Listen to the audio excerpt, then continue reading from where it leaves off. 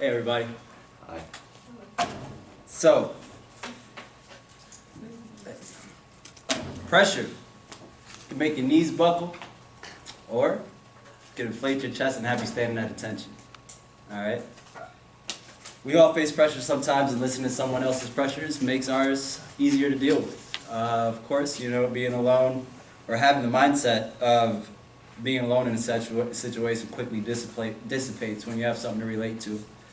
My parents came here from Eritrea in '84 while the country was warring in a 30-year war with Ethiopia over borders. I was born the next year in '85. I'm the youngest of 9, the first generation of my bloodline here in America.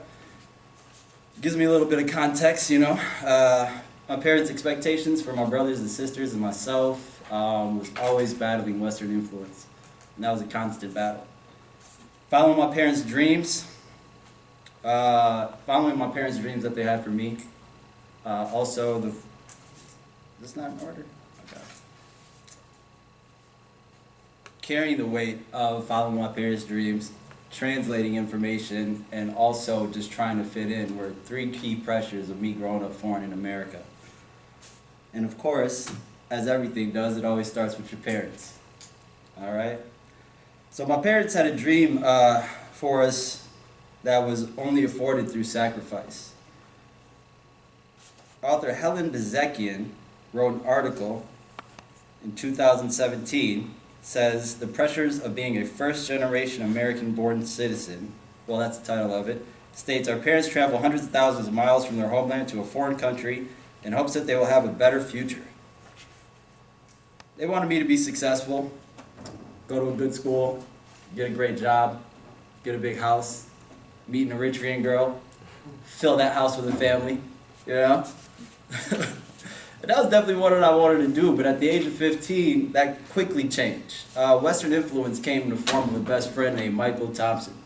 Michael Thompson was the head QB, head pitcher, knew all the girls from different high schools, and our high school. And I wanted him better than Lindsay Lohan and Mean Girls. Alright? So I started doing a lot of things, skipping class, smoking weed, getting along with other girls from other high schools, sneaking out to go to parties. Parents blamed Mike, but the fact is that it was easier to hang out with him than it was to deal with the pressures of their expectations for me. It's weird to say, but the next thing is a language barrier.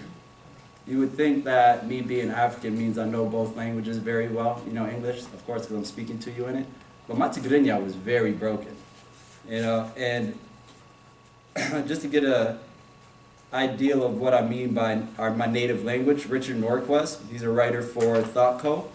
He describes it as the language that a person acquires in an early childhood because it is spoken in the family.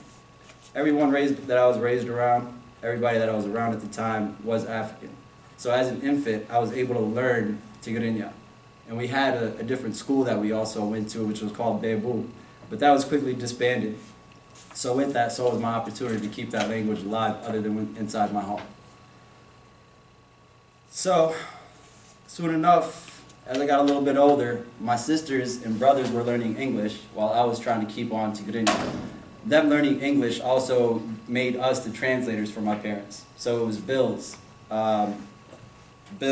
insurance, anything about work, we had to translate for them. And at a young age, that's a lot of pressure.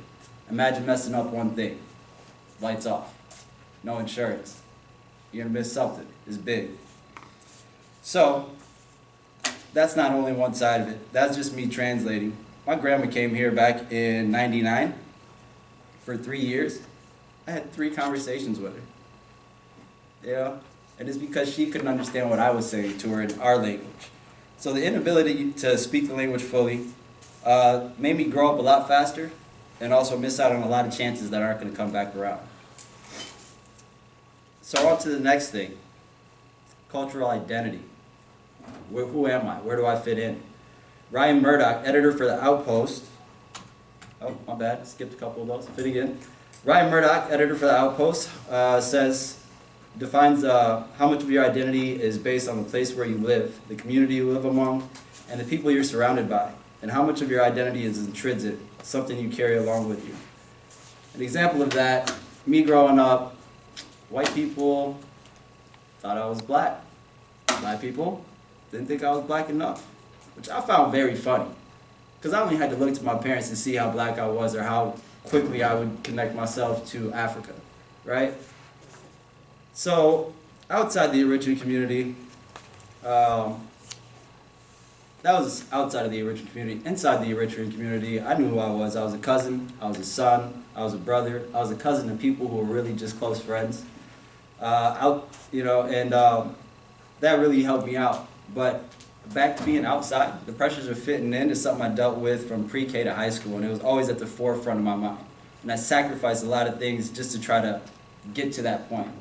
Grades, talking back to parents. I was fighting in school. I got expelled from my school district. So pressure had made me lose time. Should have improved life. I should have been able to improve my life with the time that I was thinking about doing something that didn't really matter. Just to wrap it up, so we talked about the pressures of dealing, just to wrap it up, we're talking about the pressures of being with family, or my parents' dreams, language barriers, and fitting in. And honestly, I'm just sharing with you guys my pressures, so hopefully that it does one of two things. It either builds you, or it breaks you, only to build you back up. All right? Great, guys.